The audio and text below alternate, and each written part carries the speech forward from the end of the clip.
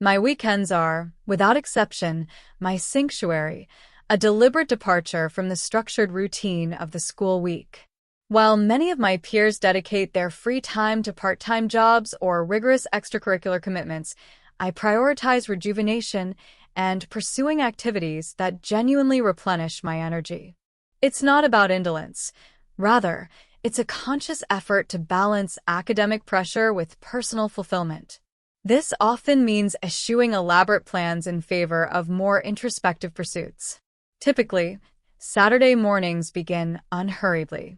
I allow myself the luxury of sleeping in until around 9 or 10, a stark contrast to my weekday alarm at 6:30.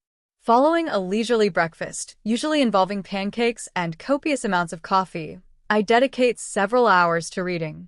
I'm currently engrossed in a collection of essays by Joan Didion, whose prose is both captivating and intellectually stimulating. This isn't assigned reading for any class.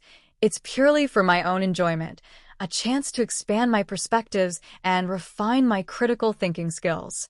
The afternoon often involves some form of creative expression.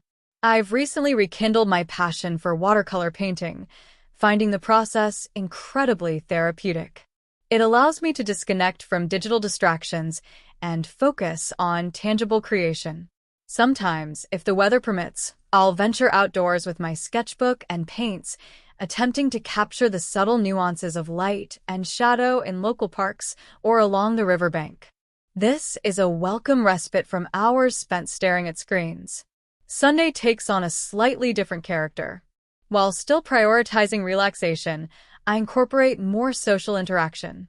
Usually, this involves meeting up with close friends for brunch or exploring a new exhibit at the art gallery downtown. We often engage in lively debates about current events or simply enjoy each other's company, providing a much-needed sense of connection and camaraderie. It's important to me to maintain these relationships despite the demands of school. However, even within these social engagements, I strive for mindful presence. I actively listen rather than formulating my response while someone else is speaking, and I consciously avoid checking my phone incessantly. This intentionality extends to other aspects of my weekend as well. I might spend an hour tending to my small balcony garden or experimenting with a new recipe in the kitchen.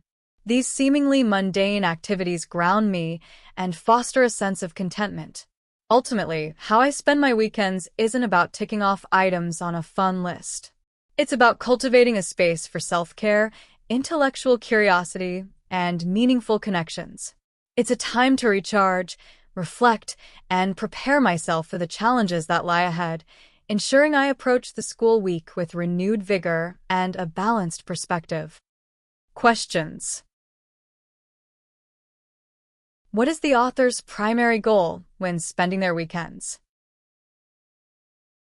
The author uses the word eschewing to describe their weekend plans. What does this suggest about their approach? What is the author currently reading, and what does this reveal about their interests? The author describes watercolor painting as therapeutic. What does this imply? What does the author mean by mindful presence in their social interactions? The author uses the phrase renewed vigor. What is closest in meaning to this? What contrast does the author draw between their weekday mornings and weekend mornings? The author mentions tending to their balcony garden as an example of what? What is the author's attitude towards balancing schoolwork and personal life? The passage is best described as